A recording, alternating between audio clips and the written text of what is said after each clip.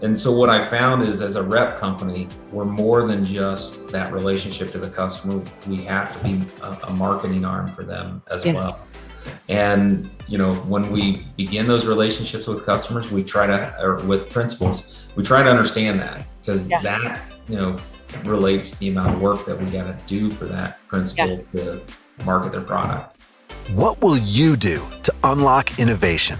In today's fast-paced world, innovation might not be enough. Tomorrow's pioneers of change will need to be agile, able to adapt, and committed like never before. Your host, Sannah Vinding, invites you to listen in and join business leaders from around the world as they share their visions for success in our future business challenges. I'm your host, Sannah Vinding, and today I have Tim Paulus with me. He's an experienced business leader and the president of EI Sales. That's the manufacturing representative. So Tim, welcome today. I'm really excited to have you on today. Thanks. I'm glad to be here. So I don't think everybody knows you. So if you just could tell me a little bit about your background, that would be a great introduction. Sure. So been in the industry for probably 30 years. Most of that was spent at Arrow in various roles throughout the country. About 5 years ago, I decided to make a move, and I'm working for a great company called EI Sales, which is part of a larger organization called EI Microcircuits. So we're a rep company that covers the entire central U.S., but also has manufacturing and other divisions that build product. Nice. So you can support each other. So I want to talk about the manufacturing representative or the manufacturing rep. So a question here is what does it take to be a great manufacturing rep? I think, first and foremost, you have to have a team that's knowledgeable of the industry, have a good customer base, and then have systems and processes to back them up. And have consistent processes so that when a manufacturing rep comes to EI or any other rep company, they have essentially a product, right? I get X, Y, and Z from this company. And so what we've tried to do is create a platform for our manufacturers as well as our customers. When they come to us, they know they get a set product from us. So we've tried to do our best to standardize around a system and a platform that brings manufacturers and customers together. Yeah. And how about the relationship? Because that's really important, right? That you have. So how have that changed over the last couple of years? Well, definitely moving from a distributor role to a manufacturer rep role, it's a completely different relationship. Yeah. That being said, all the fundamentals are the same as far as trust and performance. We live in a world today where relationships are key, but they're also built on performance. So, that goes with our manufacturers. They expect a certain level of performance, but they also expect great relationships and that trust that's developed over time. Yeah. What about marketing? Have you done anything more unique? I like your website. I went and looked at that. It's really up to date, and it's really also mobile friendly, which is what you need these days. Yeah. But what have you done over the last couple of years as well to change, right, to be more digital? What if you can share some examples? Sure. Well, it was a great opportunity to invest. We invested in our website, which you saw, and updated the website so that it was more reachable. We were based on an older technology. It wasn't very reachable. It wasn't the content. It is always a battle, and you still need to develop content for it. But our content previously wasn't super rich, and so we're continuing to add content and build that out. So it was just a modernization of our website, and then we invested in tools and tried to do things that were very consistent, like my background. My team has the same background. We have a consistent message that we want to send about our platform, and so the marketing of who we are was something we didn't do a lot of before. In fact, when I came to EI Sales, I knew of EI Microcircuits, but I didn't know as much about EI Sales when I came to the company. And so I thought it was a great opportunity to tell our story, which is a great one. And so we've done that through LinkedIn, Yeah. and we've set up different pages on LinkedIn to support not only the marketing of ourselves, but our principals as well. Because our principals, what we found is they're in the same boat we're in. You know, Yeah. how do you modernize your website? How do you market your name? We also started a calendar of marketing events where Yeah. we were setting up different events online for our principals and for ourselves, so that our customers had a consistent message that was coming from us. So we've upped our game. We've connected to more people. Yeah. And we've reached out to more people to follow us. So all those things are pieces and parts. And then we've also invested in other tools. Zoom Info is a great tool that we invested in to one, shorten the cycle time of when we try to connect with a customer to who we're marketing to without becoming a spam. Finding the right people, right? Yeah, a spamming person, you know what I mean? So that was important to us. We wanted to send a message without bothering people. Yeah. So how do you use the content if you get anything from the principals for the manufacturing companies?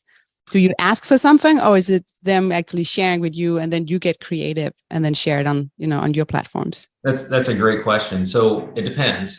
Some principals are very good about monthly sending out content for us to redistribute to our customer base, right? Yeah. Some principals have need help in that area. And so in some cases, we've actually developed content for them so that they can redistribute out to their customer base. And so what I found is, as a rep company, we're more than just that relationship to the customer. We have to be a marketing arm for them as well. And, when we begin those relationships with customers, or with principals, we try to understand that, because that, relates to the amount of work that we got to do for that principal to market their product. Yeah. So what about the relationship to distribution? And you've been in the distribution before, so you know it really well. How is that? Because it's like you have the manufacturing, you have the rep, right, and you have distribution. So how is that communication, the relationship? How do you make sure that you're all on the same page? Well, I talked about it a little bit earlier, but that marketing calendar. Yeah. Distributors have a big challenge. They have line cards that demand a lot from them, and with a lot of lines. And our value proposition to them is to help weed through that and what will help them in their marketplace. I'll give a great example. We had a meeting with a distributor in Austin, and in the meeting, the principal brought up a lot of great products geared towards the cell phone industry and the EV market and so on and so forth, which is great. It's not a cell phone or EV hotbed. There are opportunities, but what the distributor really needs us to do is tailor down that information to their market, because they're getting a lot of information. How can we help them? What customers is this market good for, specific to their market? So the more that we can do that for them, the more value we're going to add to it, because we all have roles to play, right? Yeah. There are sometimes those roles conflict with each other. And so the best thing that we can do is, where we can work together and work well together, we help them do their job. And I believe if we do that, the relationship will grow and sales will grow too. Yeah. What about the whole challenge with supply chain as well, right? You still have long lead times. Yeah. And so long lead times are part of our business, and it's, again, where's our value in this whole piece? When I look at opportunities for salespeople, be it distribution, our own team, or the principals, they're looking for what they can sell. And we have lines that have lower lead times that may help solve a problem for both customers and the distributor or the manufacturer. And so what we try to do is, and we did this, is we started looking at where the lines had product, what's in stock, what's available. We actually were sending LinkedIn posts on what was in stock and that customers could use and design in that had a good accessibility. And so, again, solving problems, finding your value for those customers and distributors and principals was what we try to do. That being said, it is a tough market, and every day we're all dealing with one supply chain issue or another, if not many. It is our life right now. Yeah, let's have less expedite meetings, right? No. That's for sure. Yeah. What about with the manufacturing rep model? Because I've heard in different ways in the industry, some principals of manufacturing companies are saying, yeah, we're a big believer, right? And then there's others saying, no way, this is a dying, dinosaur that's going to happen. So what do you see in maybe 5 to 10 years? Where do you think the manufacturing reps are going to be? Well, I mean, our model's a little bit different, right? We're a mixed mode. We have both our own manufacturing and our own, we're an OEM of sensors, we're a manufacturer of boards, we're also a manufacturer's representative. The core of my group is that representative organization. I think we always are going to be reevaluating what our value is. Yeah. And that's the principals and to the customers. As long as there are a lot of suppliers out there, they're going to need help accessing customers. I think what's going to change a lot is, and what's changed the industry a lot is the technology. And it's really important that we embrace technology to access customers and automate the sales process. So from my point of view, we're still not quite there yet, but I think whoever figures out how to automate the process better and make it more easy for our customers and manufacturers to get to know each other and find value in their products, that person will win. And I think the rep organization has a great opportunity to do that.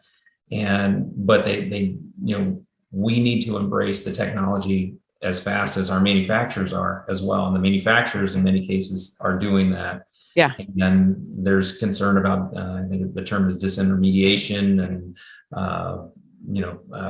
and even the distributors may find a concern there as well, because certain manufacturers are going directly to their customers. Yeah. And so there is a piece of that that we should all be aware of. I believe though that if we find new ways to add value, the rep organization will continue to thrive and grow. And as long as there are new companies that are developing new products, they're going to need to find ways to market. Yeah. So that's good, right? That's the future for the manufacturing reps. Yeah. I want to talk about it as well with the generations. We have the young engineers, the older engineers. We have the one that's more digital, tech savvy. We have the one that wants the printed catalog. So what's your experience of the behavior, or how you actually are going, how you're reaching out to this generations of different generations of engineers? Yeah, it's tough. I will tell you right now, especially because, and I don't know if this is a generational thing. I think this is more of a COVID thing, is that more people are working from home. Yeah. And the only way to access them at home is via email, LinkedIn, that sort of thing, or a cell phone if you have it, because they're using their cells today. And so the response rate as we reach out to customers is more challenging. And I think that spans multiple generations. It's not just your new engineer that's out there. I think a lot of people have found comfort working from home. And so how we reach those and how we market those has changed.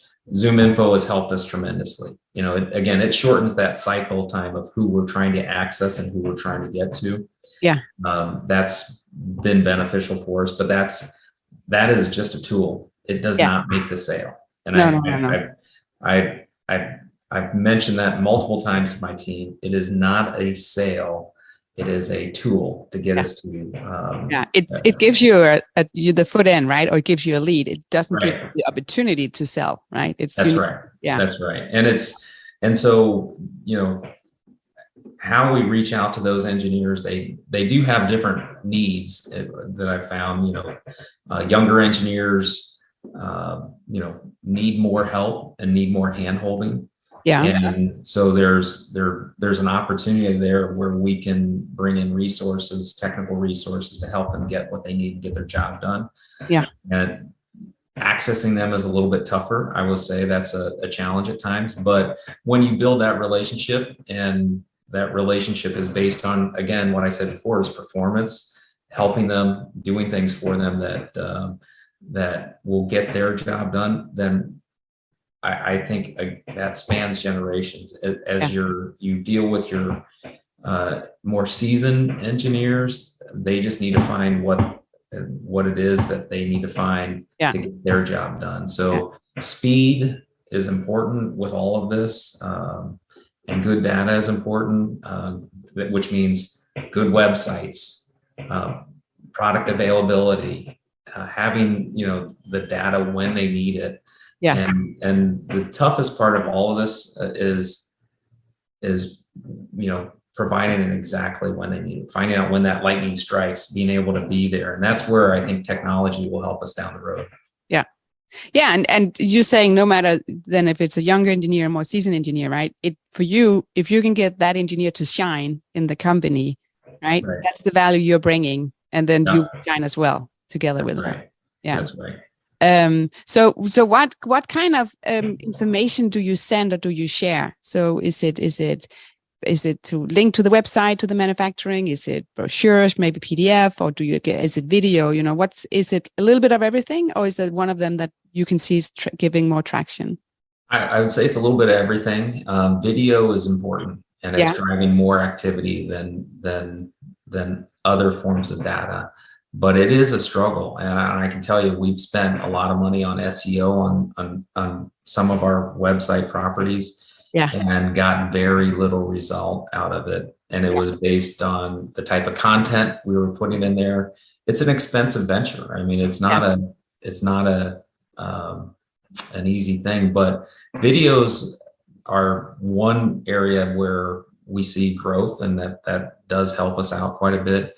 But the content in general, I'll just say this, is that depending on your principle, the content quality and the investment in content on a consistent basis, and I think that's important, a consistent program around investing in it, and that's print, it's email, it's video, seem to get the best results overall. And that's where, you know, we see just a consistent message out there around the product seems to be the best overall tactic. I always tell my team, I'm like, why does Coca-Cola still advertise? Yeah. Right? Because we all know what Coke is. No. We all know what Coca-Cola is. Why do they still advertise? They do it all the time, you know. So, and it's just a consistent. There's got to be a consistent process, and it's, you know, trying new avenues to gain access to them. Yeah. We found, even, you know, I was never a huge fan of this, but we found that things like trade shows at post-COVID, which I guess we're really not post-COVID, but trade shows have really picked up quite a bit. For whatever reason, people want to get out and be out. Get away from the home office. I think that's it. I think they're closed up. And so that activity was kind of surprising in the right venues, has been very good. So. What about product training or lunch and learn? Have you had to change how your approach to that? Yeah, well, we've done a lot of, we've invested in gimbals to do walkthroughs of some of our factories and that sort of thing. And we've done video lunch and learns, and that, you know, through COVID. And what we've done is partner up with certain principals to do more of a training, less of a marketing event, more of a training event. And those had some pretty good traction. But all of that takes content development, right? Yeah. And so that, there's a burden on somebody to develop that information. Yeah. But we do find that when it's pure training and it's technical and it's helpful to the engineer, the less marketing, the better.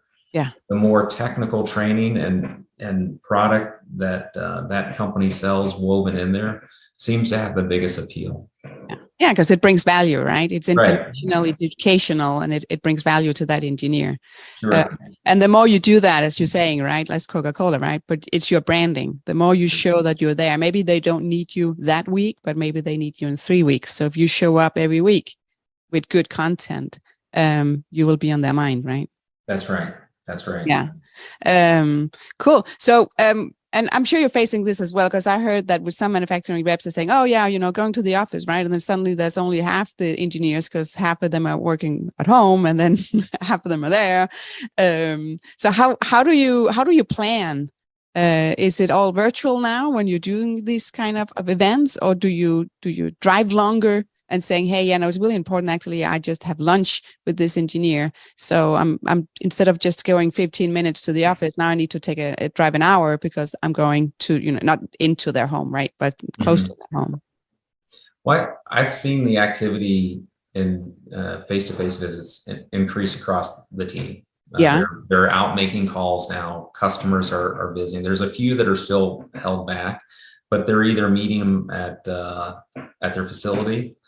They're meeting for breakfast, they're meeting for lunch. So customers have really started to open up again, and markets vary from and industries vary on how much access that you have to their team. But in general, I think people are ready to get back to the face-to-face meetings. And so we're seeing a lot of activity as we used to. I will say that, there's still and just looking at all the travel receipts from my team, it's still not as high as pre-pandemic, but it's getting back to normal, I would say, which is good. That is good. Yeah, we need it, right? I think yes, we do. Been some kind of a journey. So if you're looking back, and we're not out of the pandemic, but we know all the negative. But if you have to take and saying, this is one positive thing that actually helped or actually changed your company, what will that be? I would say we did a lot more work on the marketing piece than we would have otherwise. We invested in tools that still help us today, and we're still using them. We have, of the tools we adopted through the pandemic, we haven't disposed of. They're still part of our process. We still use all of them in different ways. Yeah. I would say that we're not leaning on them as heavy. That's good. Yeah. But it definitely is. It's helped us as a company to look at how we're imaged and how we're reaching customers. And I would say it's, the visits that you do have, you're more efficient about those visits these days than you've ever been before. And on both sides, I think customers have done that as well. Do you really need to be here or do you not? And the days of just dropping off, a data sheet to say hello, I don't want to say they're gone, but you better have a pretty specific reason to go into a customer these days. Yeah, they're not just opening the door just to hang out and drop off data sheets. No. Yeah, it's like the first meetings, right? You can have them as a virtual meetings, and then when you deeper into some of the problems or challenges and solutions, right? That's where you actually then saying let's meet up. Yeah. What about with digital and tools and everything is so fast? What about the responsiveness? Have you seen how that has changed, that you need to not work faster, but be faster, to get the answers together? I would say, from an expectation level, we're all used to getting information and feedback like we do when we buy from Amazon. Yeah. Right? We want to know how good this thing is, does it work? Is it available? So on and so forth. So waiting, to me, correlates to potentially losing the opportunity. So you better have good digital tools to give the information to our customers when they need it, when they're asking for it, or they're just going to move on. It's too easy to gather information elsewhere, and I think everybody's moving at generally at a fast pace to resolve problems and so on and so forth. They don't want them to sit, and so unless you have some whiz bang technology that nobody else has. If you have a commodity or anything else that you're selling, you better provide the data quickly in a way it's pretty consumable for the customer. Yeah. I want to ask you about an advice. So if you're like a manufacturing rep and you are saying, okay, I need to start this digital marketing strategy, right? Starting on this journey. And it's big, right? You can do, there's so many things you can do. Yeah. That's the website. You can do, if it's Zoom info, you can do drip campaigns, that you could drown in it, right? Before you actually get started. So Sure. If you want to, I don't know, if you have an advice to say, hey, these are the, take it further down, right? To make it a little bit simple. This is how they should start. What kind of advice would you give them? Well, I think what we started is what message you want to send about your company, right? What do you want to do, and then and who you are, so you have a consistent process and a brand as you send information out. So we worked on that quite a bit at first, and then we looked at the methods. LinkedIn is a common platform that many people use. Yeah. So it can be overused too.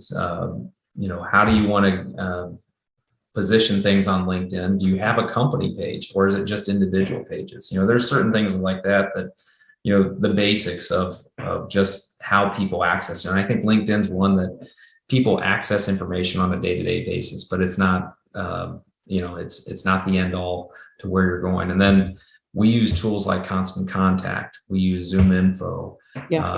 We have multiple websites for our different companies, and we use them to feed off of each other a bit as well. So I would just say, from my point of view, is one, what type of message are you trying to send? Or if it's about who you are as a company, or if it's about your end customers' products. I think there's a little bit of planning that you need to do just on who you are as a company.